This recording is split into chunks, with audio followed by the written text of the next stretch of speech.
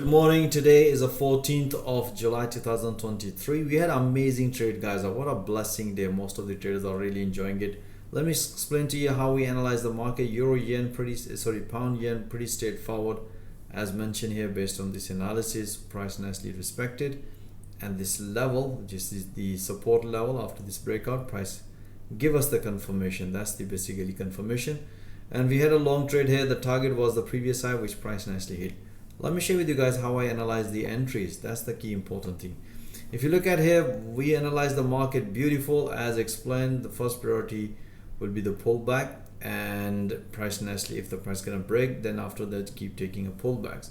So you can see here, based on this analysis, price nicely broken this high, and after this high the price nicely retested.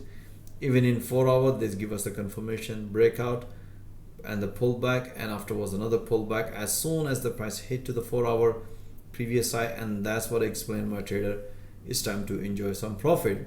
Alright guys, I hope you enjoy this analysis, but if you want to see all that analysis in real time instead of review, most welcome, join our fast growing trader community.